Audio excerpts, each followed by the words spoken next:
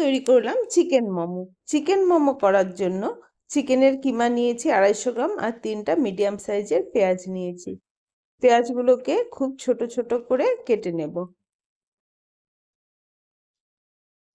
আর রসুনের কোয়াগুলোকেও খুব ছোট ছোট করে কেটে নেব। আর 2 ইঞ্চির মতো আদা নিয়েছি, আদাটাকেও খুব ভালো করে গ্রেট করে নেব। সবকিছু কেটে নিয়ে কড়াইতে দিয়ে দিলাম রিফাইন অয়েল। সেই তেলেই দিয়ে দেব কুচনো রসুন আর গ্রেট করা আদা। আদা রসুনটা হালকা নেড়ে নিয়ে তারপর দিয়ে দেব পেঁয়াজ কুচি।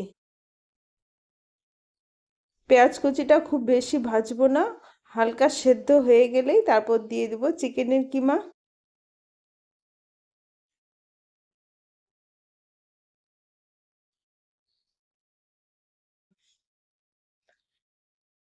পেঁয়াজটা হালকা নেড়ে চেড়ে নিয়ে তারপর দিয়ে দিলাম চিকেনটা।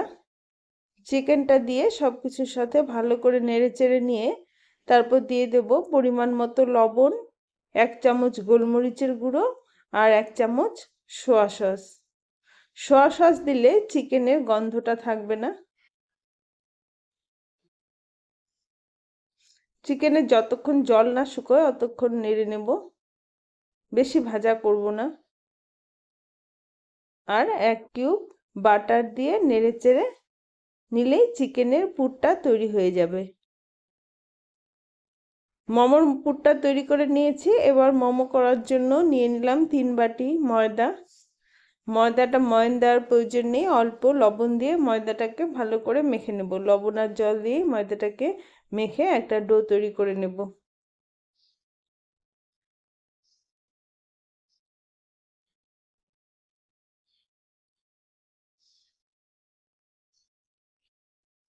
ময়দাটা মেখে নিয়েছি। এবার ময়দা থেকে ছোট ছোট করে লেচি কেটে নিয়ে একটা একটা করে মোমোগুলো তৈরি করে নেব।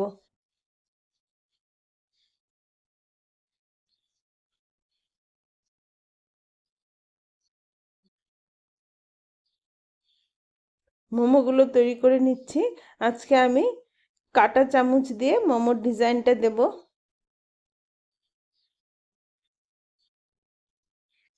কাঁটা চামচ দিয়ে চেপে চেপে মোমোগুলো তৈরি করে নেব। মোমোর ডিজাইন বিভিন্ন রকম দেওয়া যায়, আপনারা আপনাদের পছন্দের মতো ডিজাইন দিতে পারেন।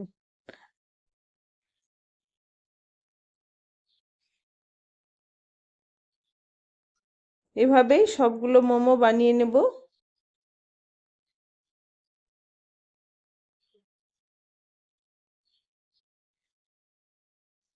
মোমোগুলো বানানো হয়ে গেছে।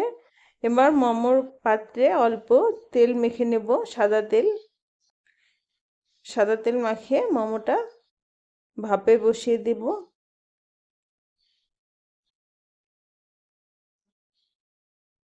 20 মিনিট ভাপিয়ে নেব। 20 মিনিট পরে গরম গরম মোমো রসুন আর লঙ্কার চাটনির সাথে পরিবেশন করব। তো বন্ধুরা, আজকের মোমোর রেসিপিটা কেমন লাগলো কমেন্টে জানাবে আর ভিডিওটিতে লাইক করে চ্যানেলটি সাবস্ক্রাইব করে দিবে।